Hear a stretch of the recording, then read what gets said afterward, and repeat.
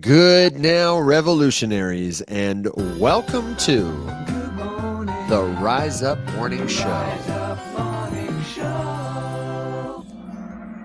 Today is Tuesday, October 21st. It is your place for helpful Web3 news, commentary, answers to your crypto questions. And today on the show, I am pleased to report it is an abundance of Alex's. So thank you for being here with us. We say it often because it's true. You're the very best part of what we do. And whether you're listening live or in the future, hello. We hope your candles are green.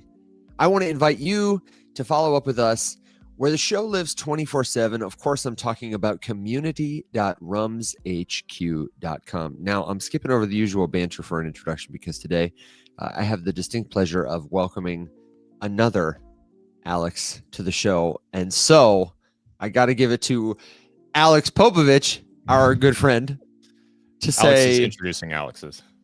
Is Alex in Alex DAO? Is the question I have before I rug your introduction. If he's not, he will be. Spoiler alert, Alex. I am going to show you on yet another DAO, but it's the best DAO.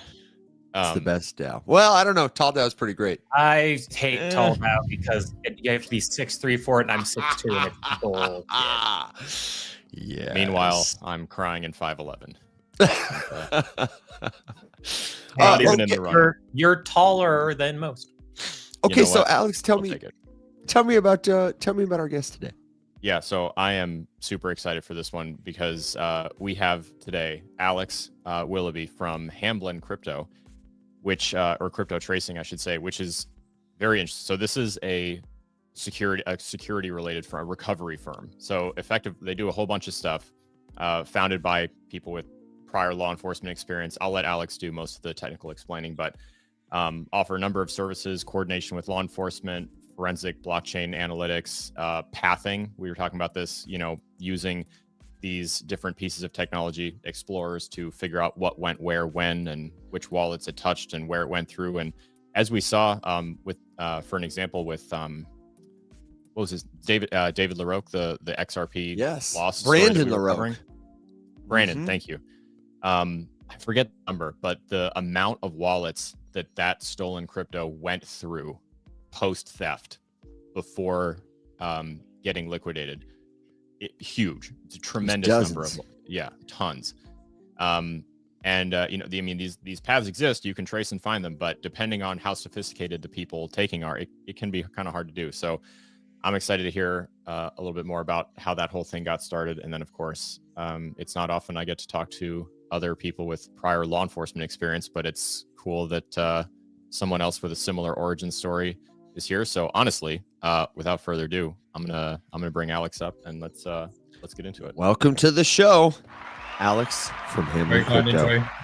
Thank you for being here. Nice to meet you. Thanks so much for having me on. Of course.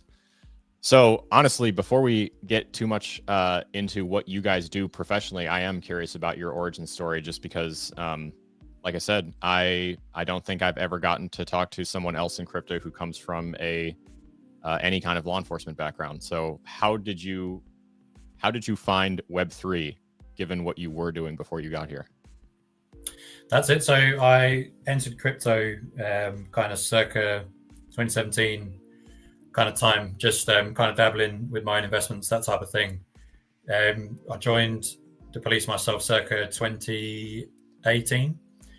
I was mostly kind of on the frontline aspect, although I did take some fraud reports, that sort of thing. But other people in the team have got more extensive experience in the fraud aspect, working in the detective kind of sphere, kind of up to 10 years of financial investigations experience. So where I was kind of right down there in the weeds, like kind of maybe getting a bit of exposure to crypto fraud as kind of part of other jobs or that sort of thing. The main other chap that I'm in the organization with was kind of right there dealing with all these kind of massive international fraud investigations. And it was kind of as a result of that experience that we saw the opportunity to move into the private sphere. Just again, like we touched on before the show, but just the volume of kind of crypto fraud that we see and how much jurisdictions and law enforcement around the world really struggle to get a hold of it. Yeah, it's true. I can't think of, I think most things, most industries, most fields, most areas are going to have to realize that, like, hey, sorry, like the internet, this stuff touches it. And if you aren't at least vaguely literate in it, then you're going to run into areas where you just are simply unable to do your job just from a lack of education. So I think I'll always remember, I did, when I was in undergrad, I did an internship with a very small, like, local police department. And this was like a very innocuous example, like nothing catastrophic at all, super tiny, mundane, little tiny piddly town type of case. But one of the things that was involved in this one case was like using a computer to just try to get some like timeline information from when someone was using it and what they were doing on it.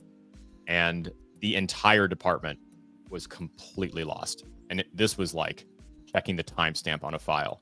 And I just remember thinking, like, okay, well, here I am, this little intern who's now running this show because you guys don't know how to use like a basic file explorer on a computer. And I just remember thinking, there are so many, like, as we're on the law enforcement topic, there are so many departments all over the place that just get inhibited in their ability to pursue whoever it is they're supposed to be going after because they simply don't know how.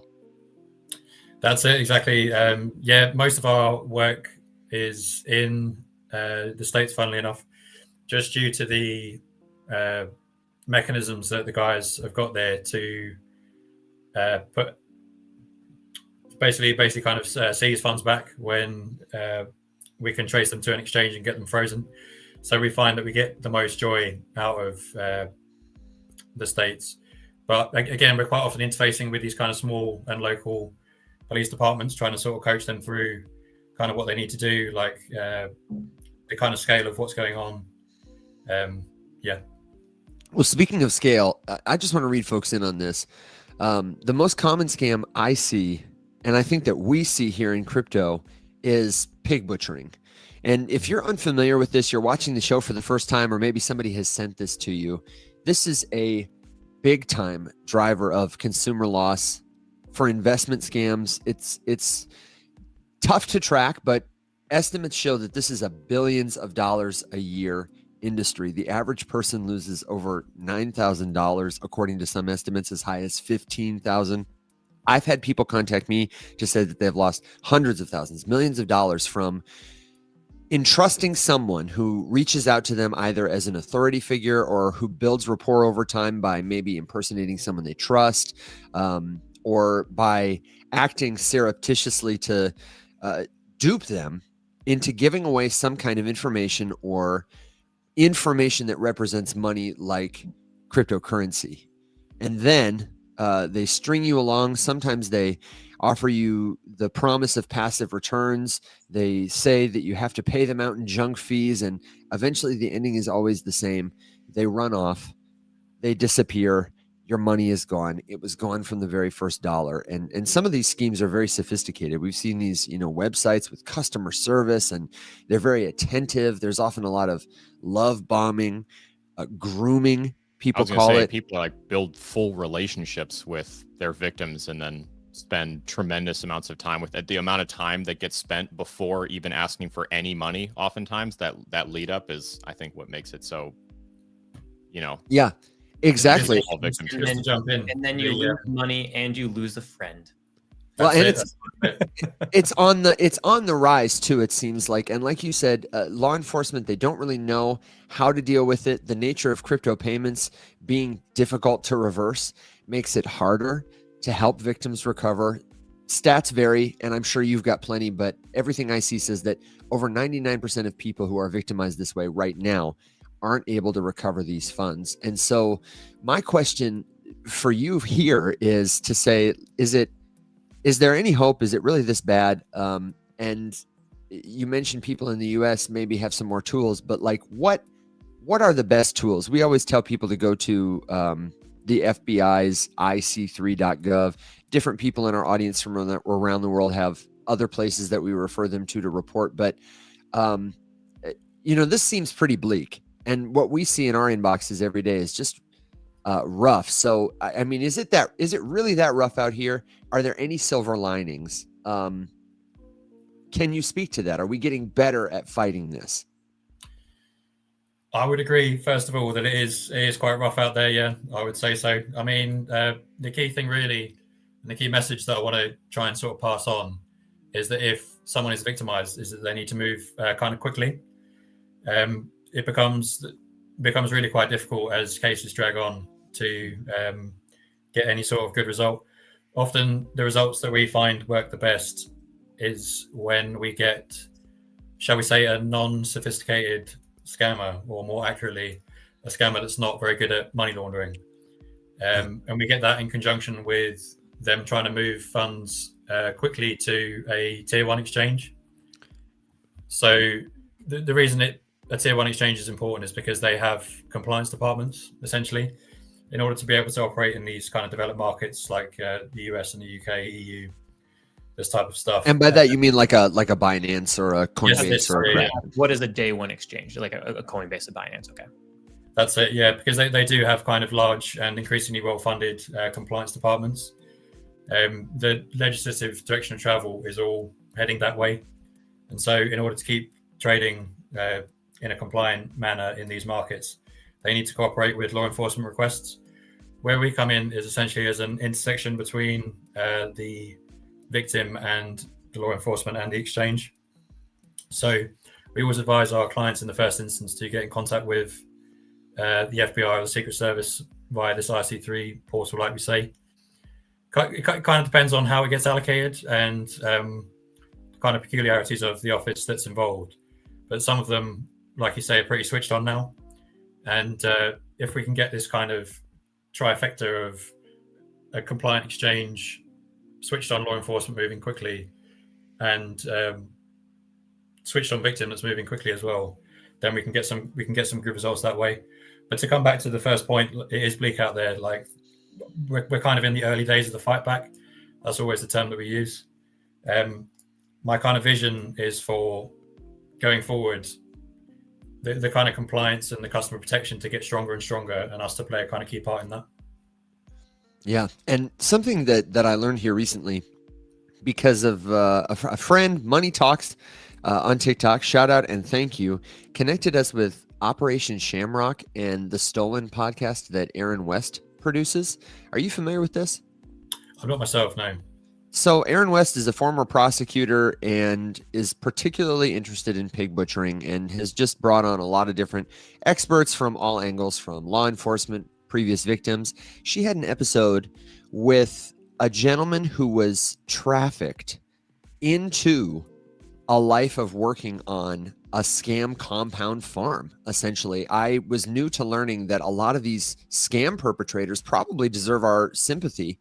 And it seems like the big takeaway is this is not just people trying to scam money. It's a highly sophisticated, organized, like crime ring where many types of crime, identity theft, human trafficking are at stake here. So go ahead. It's important to note that oftentimes with crime, you do not see the actual person who is doing the thing to you be the ringleader, right? Like people who perpetrate crimes like this have degrees of separation for a reason, just to make it harder and harder to find them.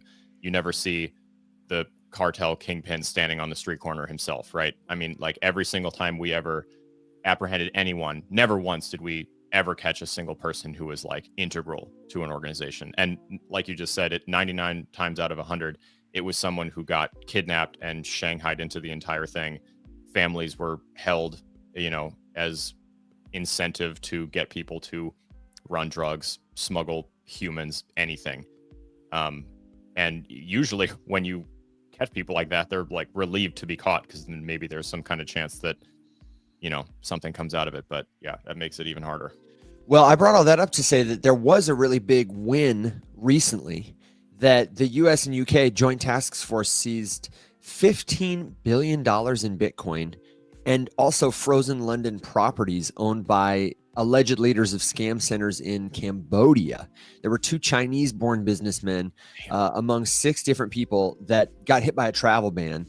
and they had been tracking this for some time. I mean, it was like, they had mansions, and they had dozens and dozens of people that were working to bring this operation to justice. I found this picture.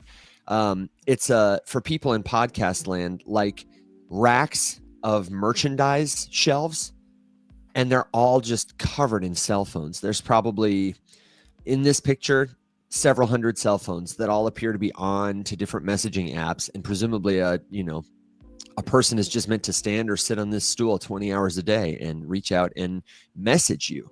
The volume is the thing, it seems like, but they are getting more and more sophisticated. So even though we're getting some wins, even though people like you guys are catching up, I was wondering, Alex, can you tell the folks in our audience who may be experiencing something like this right now or have not experienced it yet, what are some of the signs that you tell people to look out for? Can we take it back to basics and give them some, like, 1, 2, 3, watch out for this? Yeah, that's it. So generally anything that's kind of unsolicited, you need to watch out for. So someone is kind of, if you can imagine, or the phone, someone that's kind of reaching out to you, offering an opportunity, this sort of thing, you need to be very careful around URLs, anything like that. And anyone that's attempting to put you under any kind of pressure. So you've got to do it now, all this type of things.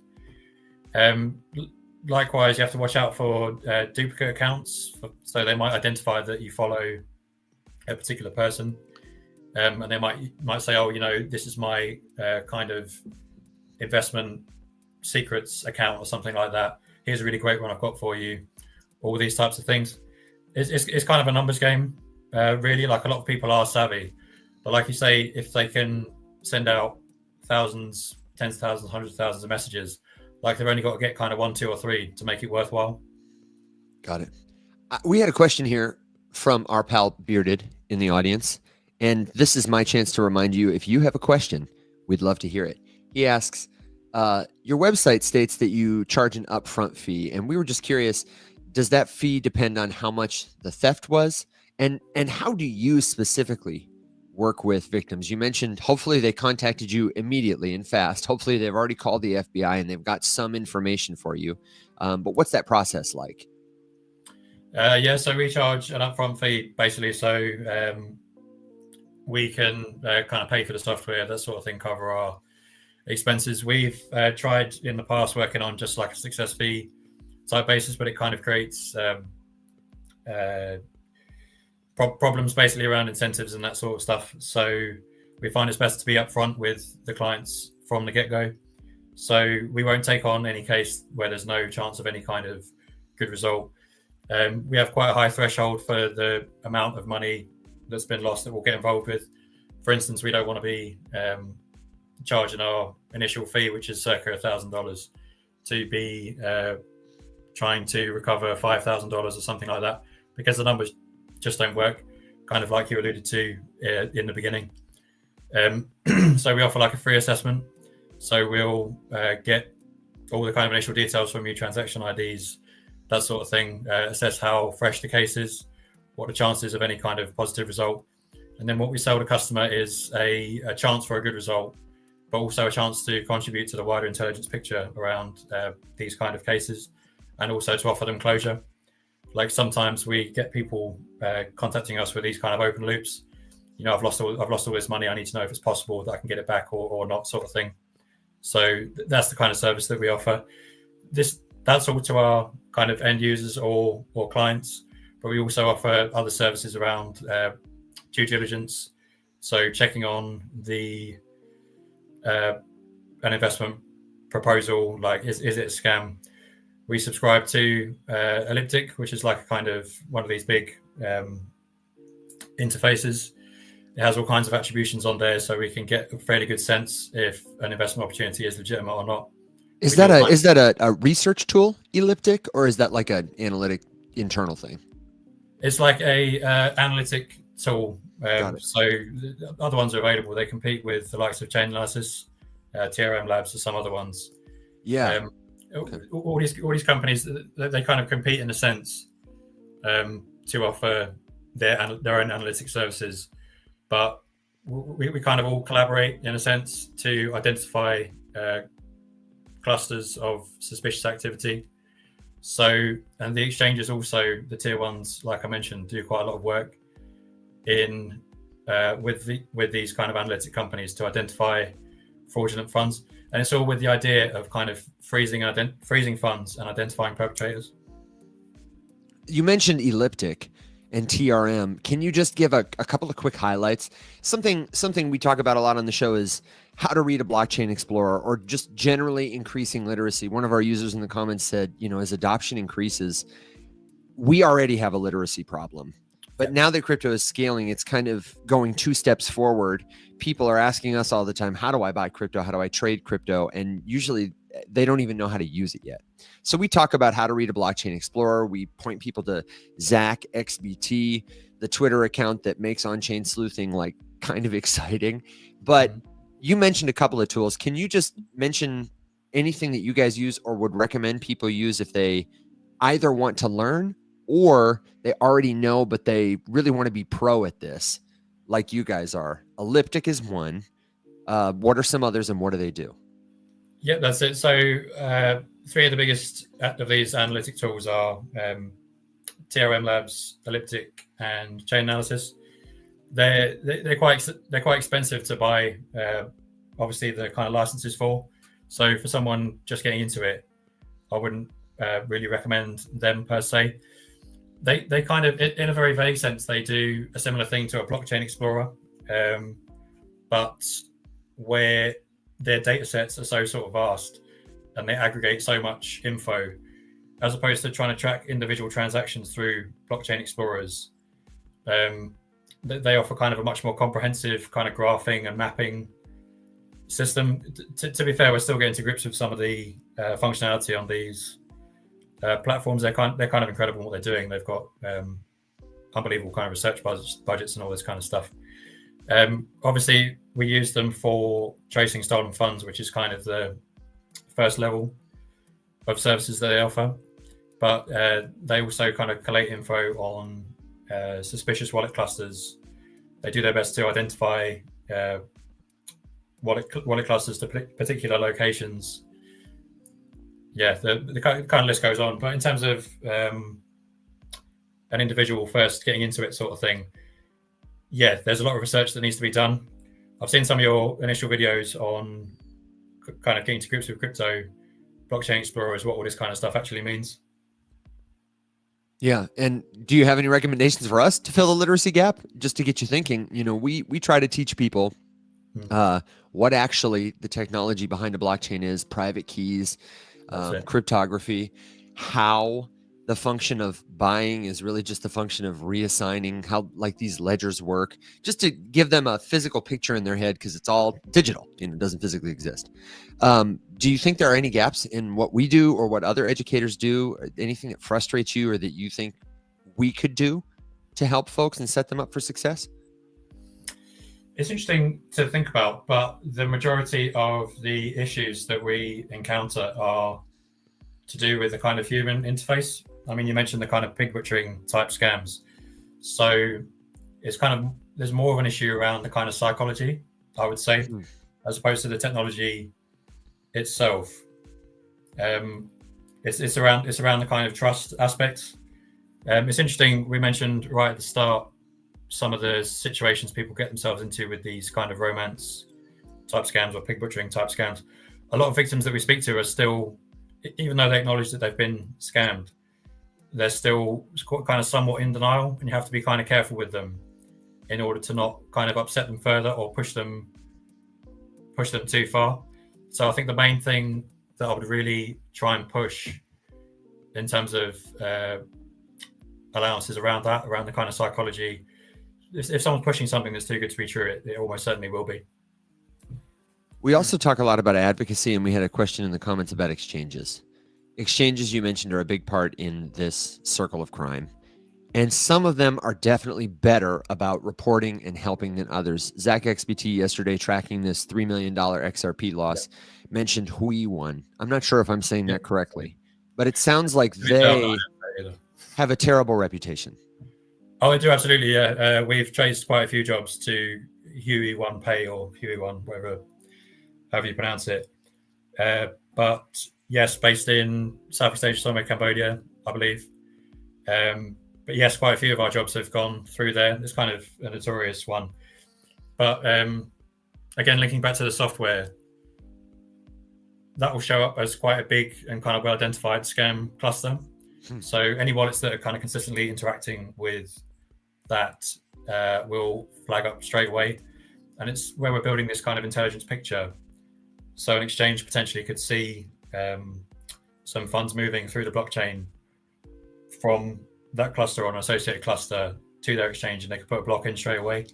But it's kind of so vast and so kind of constantly changing, and trying to work across the jurisdictions gets very complicated, as you can well imagine. Will, you had a question?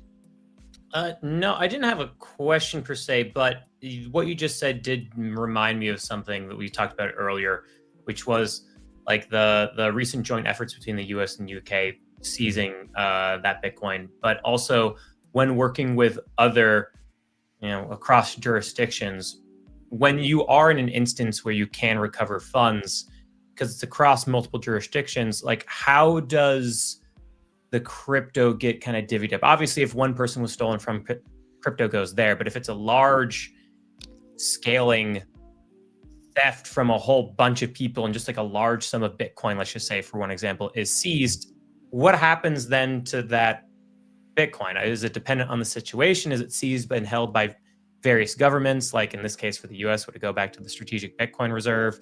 And like how does that whole side of things kind of get settled once crypto is recovered in instances where it can be?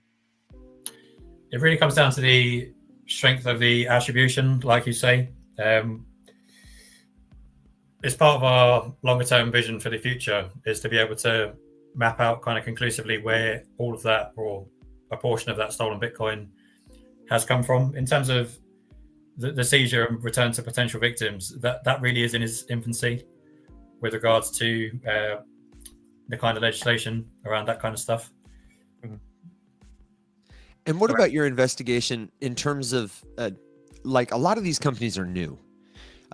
Your website says, our friend Bearder mentions, you do investigations so we can invest with confidence. So what does it look like when you call an exchange or when you call a startup? A lot of these places, they probably don't have phone numbers listed. Do you find them to be cooperative? Do you have a message for them about how they could make it easier, to work with you or work with us or just do good work?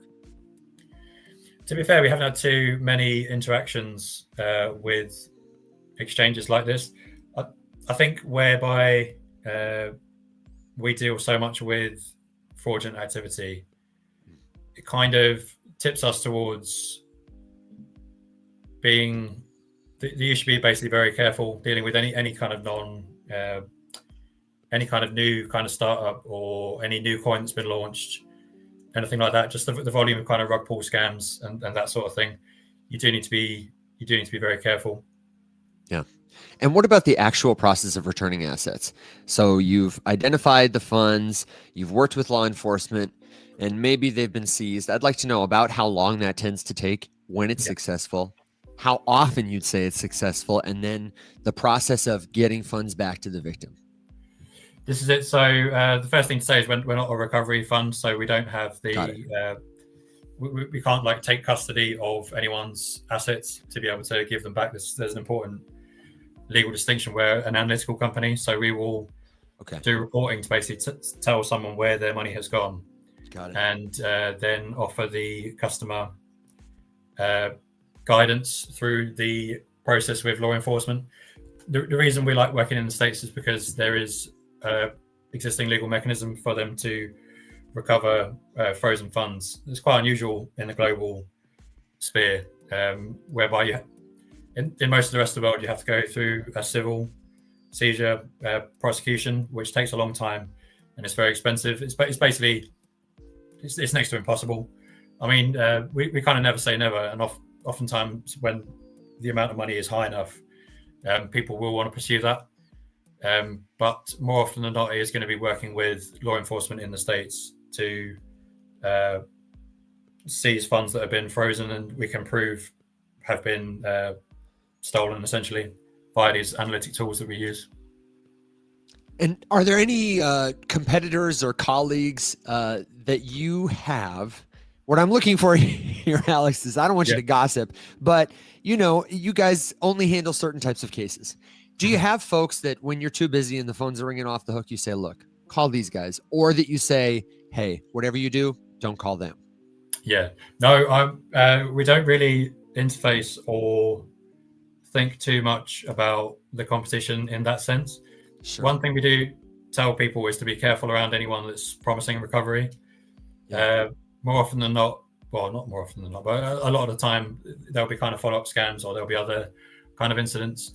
It's why we're very clear. I kind of dox myself quite freely. And we'll always offer like a call with the customer to show our faces and to kind of build the trust that way. We obviously operate as a company based in the UK. We're all kind of registered and all this kind of stuff. We're conscious that people's trust has been abused prior to getting in contact with us. Yeah. So we do everything we can to build trust with the client. And also, we don't tend to refer anyone to anyone else purely because, again, like we're not too into their kind of processes. It's kind of difficult to tell sometimes who's legit and who's not. But someone that is working in good faith in the space will be very happy to share like their company registration details. They'll be very happy to show their face. And someone that's not does indicate a problem or could potentially indicate a problem. Feels like a good opportunity to say what you just touched on, the idea that once you have been victimized by some sort of scam or fraud, you immediately become more of a target because usually then you're more desperate to recover funds. And so if you can be led down a rabbit hole of someone telling you like, oh, hey, you can recover it if you just do blah, blah, blah, whatever. And it's only going to cost you yada, yada, this much and that, and send it here and there and whatever. I see that all the time. I mean, if you post in the comments anywhere that like you've been the victim, I mean, that how many times have you seen that spam comment on any of your guys' videos, right? Like, victim of a scam, contact Joe Bob's Recovery. I can help you recover it. Yeah. That's it. It's a very clear distinction that we're trying to make, and it's why this term kind of recovery is so kind of loaded, and we really try and focus on the analytic and the intelligence aspect. For that reason, sort of thing, we're really trying to make a clean break from basically people getting scammed again. Yeah, of course. I was curious what so Evan, you were kind of touched on this a little bit, but and if we talk about the different kinds of scams, the different ways that people originally get sucked into something, usually say easiest way to avoid 99% of scams is just literally never reply to anyone who tries to contact you. That's it, more or less. Because 99.9 times out of 100 it's nonsense, and that's probably low. Are there any instances where you can think about cases and stuff that you guys have covered or assisted on in the past wherein now getting into it you're like, oh, you're toast, there's no way, compared to like, okay, yeah, this one, like, you mentioned being able to keep track of less experienced scammers, people who maybe don't try to wash things too thoroughly, steal it once, send it right to an exchange kind of thing. That's it. But I'm curious, what are like the really convoluted ones where you're like, oh man, this was we've been here for 5 minutes, I can already it's tell a pro you're never job. seeing that money again. Yeah. I mean, for reference, we do assess a lot of jobs like that, and a lot of the time they're linked to entities kind of like the Huey one that you mentioned, sort of thing. Like you'll see stolen funds move to a unhosted wallet, and then they'll just immediately like this kind of starburst into these tiny fragments and get sent to like tons more, and they'll get broken down, sent to tons more, broken down again, remixed up. But basically any kind of attribution at that level is kind of basically impossible. A lot of the time as well, they'll use things like mixers, which are like these kind of services that criminals use. I mean, look at that. Yeah, that gives you a good example. For folks in podcast land, I've got on the screen a single point of initiation branching out to about 12 wallets, which each branch out to about 30 wallets. And it's just a wild and crazy convoluted chain. Continue, Alex. No, that's it. I believe they call it like lane bricks is one of the terminologies that they use, but sophisticated money laundering, kind of sophisticated organized crime.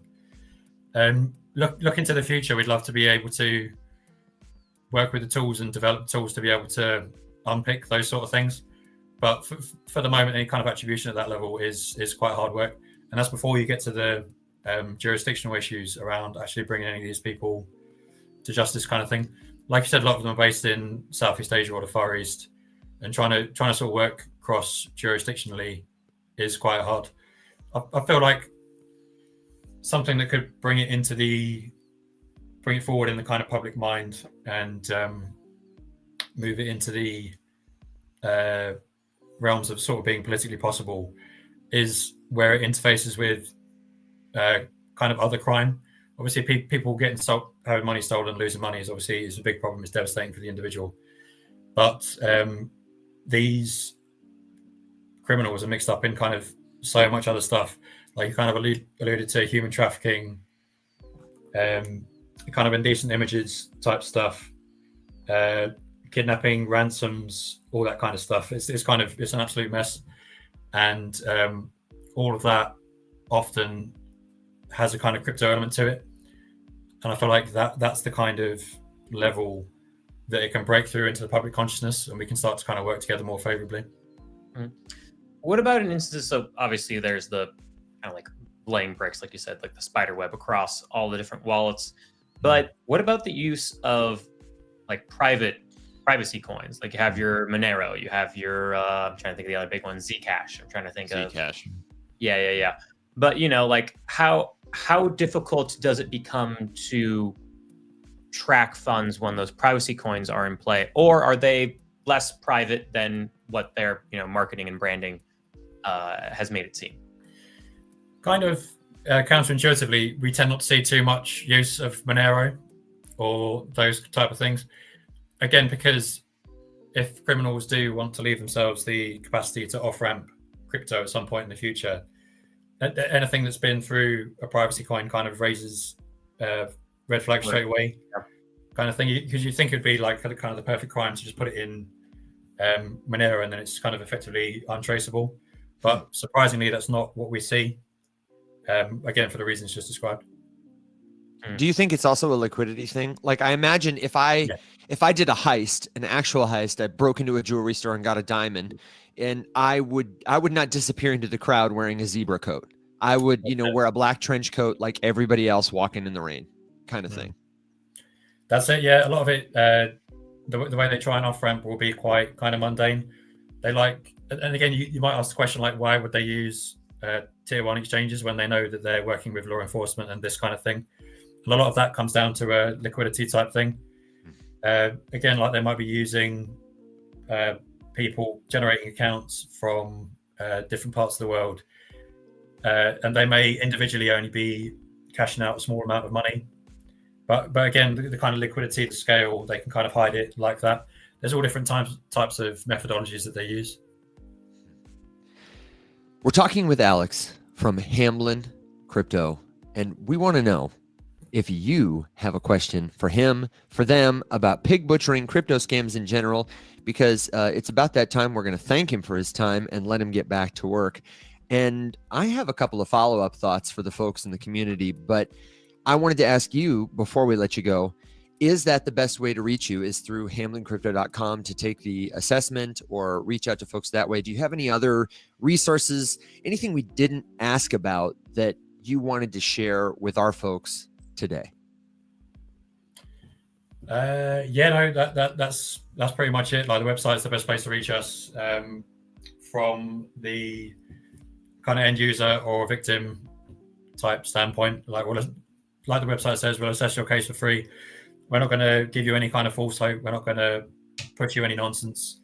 We'll give you a very realistic appraisal of your case. And we work on recommendations. We work on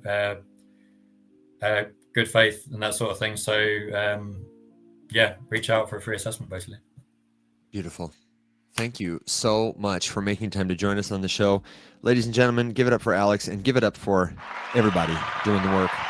We really appreciate you, and hopefully we can have you back sometime, maybe with a good news update about how folks like you are able to help people even more in the future. That's it. It feels a bit lonely out here sometimes, kind of swinging against this rising tide. But like I said, we're kind of at the early stages. Our vision is to be able to be part of a kind of global system that basically shuts all this stuff down and gets justice for victims. Well, thank you again, Alex, and we'll catch you soon, okay? Cheers, all the best. Man, how about that? Can you believe it? Just out here in these ledger digital streets fighting crime. This guy's like Batman. It's just one of those things. We're missing so much information from all this. And someone was asking about like how big of a problem is this?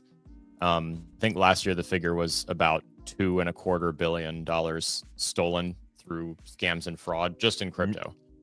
So I have it that pig butchering though is between 9 and 15, and the percentage of it, which is crypto, is growing. It was like 40% year over year by some reports. Yeah. To be fair though, people are unfamiliar with things, easy victims. Correct. Yeah. Although I will say that even if it was the full, like if it was all of pig butchering, if is that the figure you just gave? Was that like that's like all of pig butchering? Okay, because I know the figure for like how much money is stolen or scammed or frauded in standard good old fashioned dollars. We're talking north of $1 trillion annually. Wow, that's crazy. That must include shoplifting and that's everything else. That's quite literally like that's all of it.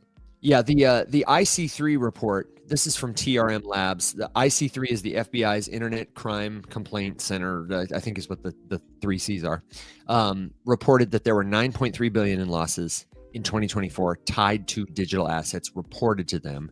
And investment scams, that was like the top crypto loss category, meaning like invest with us, we'll grow your investment for you, $5.8 billion. And there were 41,500 complaints per TRM Labs. They have a whole summary, and the FBI does this report every year. We definitely could cover it on the show when they do it, but it's nuts, man. And something I was thinking about is how we could help. We've talked on the show about scholarships before. One of the things we're exploring is how can we do like trustless scholarships for people who want to fund access to classes or coaching or the upcoming cohort we're going to launch. But I feel like we could maybe have some kind of scholarship fund that goes to aid, issue grants to people doing something like this. Wouldn't it be so cool to have a scholarship and then to have a classroom where people could go to learn blockchain analytics, or we could buy like a TRM or Elliptic or whatever analysis tool? Because I feel like there are a lot of people in our community. I see that comment a lot, is like, how do I learn to do what Alex does, what Zach XBT does? I think that would be a really cool way to do our part to fight. Yeah, and a lot of it at this point, it's largely self-taught. There's not really anything that I'm aware of. I mean, I feel like it won't be too long until this is, not just a subsection of computer sciences, program like in undergrad or graduate school, but like its own department. Just the idea of, and forensic, I guess to be fair, forensic analytics, forensic accounting, like this is all a thing. Adding the blockchain ingredient is a component that needs to be more present than it is. And to be clear, Evan, that $1 trillion figure was literally just fraud and scams. That doesn't include anything else, just scams. Dang. Yeah. Alex University coming soon, Bearded says. Maybe we could have a university that's only taught by Alexes. It's the only requirement. Are you qualified? Don't care. Will was saying yesterday, we were joking with Tori in the new group text about, well, maybe we can only hire Tories, maybe we can only hire Alexes and only hire Wills, and all of them can fight at the end of the year for who gets the biggest bonus. Who gets the biggest bonus? I would really like that. And we could stream it, and we can create a poly market betting pool for it. And the good news is, just for Will's family, we have a lifetime supply of Williams to hire.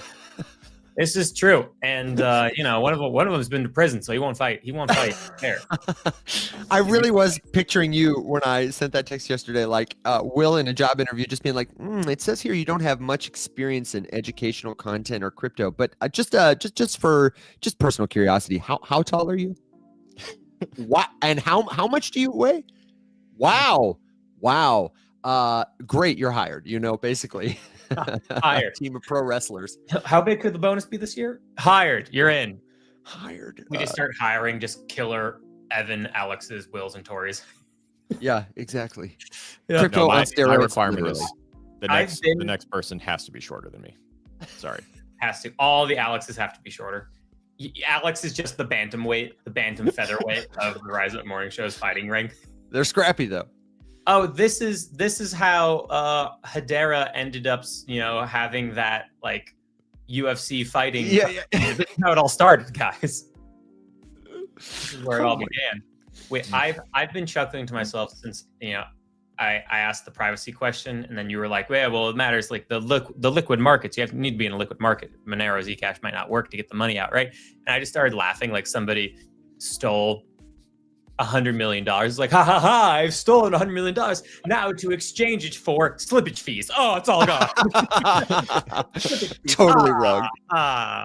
Could you imagine like the first time scammers? I absolutely love thinking about, maybe the scammers who got into crypto because somebody told them it was profitable. Like, someone told me I should buy Bitcoin or XRP or whatever. And somebody's just out here scamming like, I don't know how to sell this thing, I don't know how to sell this thing. No, I don't know how to sell this thing. Okay, we are ready to ask you for your final thoughts, your last minute questions, your ideas for how we can support this work, good jokes, predictions, words of wisdom, because it's about that time to ride our dogs and ponies into the sunset a little bit early again today. And that's because we have got to go give a little bit of a pitch at Demo Day. Shout out to Zach XBT. Shout out to Natalie and Brooke and Evie and Drew and all the other members of Octan's Epoch 9 creator cohort. Folks you know and love. Shifi is going to be there. Ate is going to be there. A lot of great storytellers are coming together to tell you their vision for funding creative content on and around Ethereum. It's the story of crypto. And the only thing missing really is you. We're going to get started there at Octant app at 30 past the hour. If you're listening live and you want to do something to support the show, then you can head on over to X, find Octant, and then tune in. We're going first. We're right at the top to demonstrate what we've done and will be doing to bring the Ethereum story, the story of the Web3 movement, to more people. Because you're telling a story with everything you say, everything you don't say, amplify or ignore. It's up to all of us to tell a better story, even if you can't read a blockchain explorer yet. We want you to know that you're part of that crypto story too. And I can't wait to hear from all the other Octant participants, to see the work they continue doing and just to be among them. I think it is so cool still that we got honored alongside so many great creators in the legacy of such a wonderful public good as Octant. They've had 9 cohorts now of really incredible crypto products, crypto services, communities, leaders, So we want to thank them. And the easiest way that you can help us do that is by showing up to support. And you might just hear about a new project that you love. We talk a lot, guys, on this show about like, what's the hot new crypto project I should be paying attention to? I think, Alex, maybe it was you who said in the comments one time, how about all the guests that we have on? A lot of them don't even have a token you could buy yet. Maybe they will someday. Maybe they never will. But this is how you build the future early, is by looking at opportunities like this to see where the movers and shakers are. That's my final thought. Alex, Will, do you see anything coming in from the comments? Will, are we cooked at 108K Bitcoin? What are you guys thinking as we kind of round our wagons up this Tuesday? All I'm thinking about is, how much more Ethereum, Solana, and Bitcoin I buy if we continue to dip lower. About it. But for me, $108,000 is the key area of support for us to hold. It's where the 200 simple moving average is. It's where the 200-day exponential moving average is. If we hold it, get a nice bounce up from here, it's probably confirmed bottom. If it doesn't hold, Bitcoin to about 100K or lower is what I'd expect.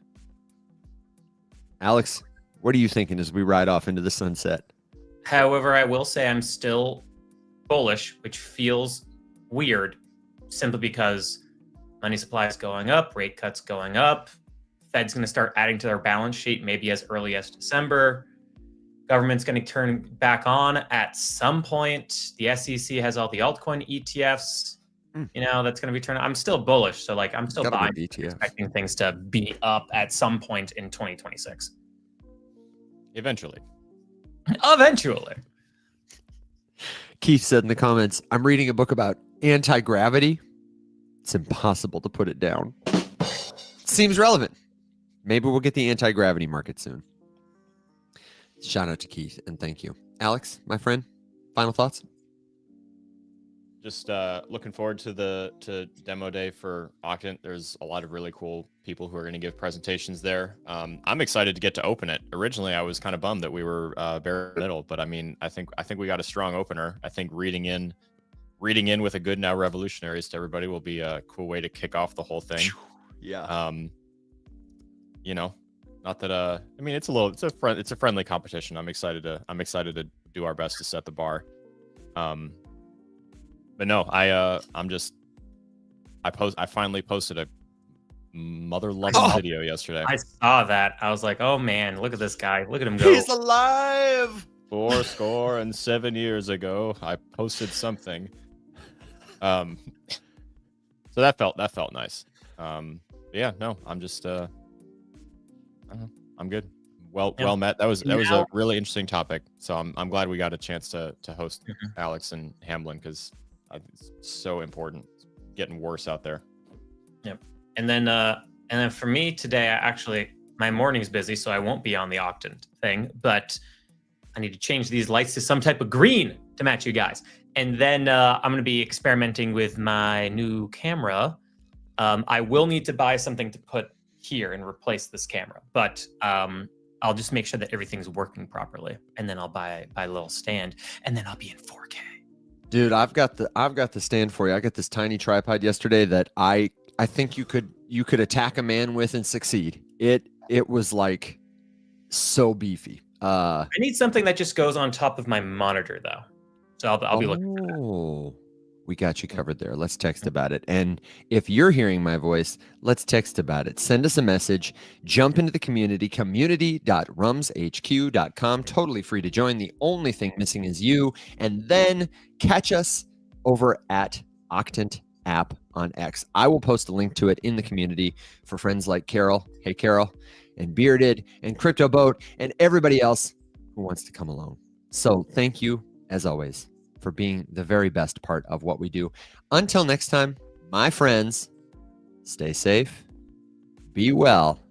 Everybody, rise up.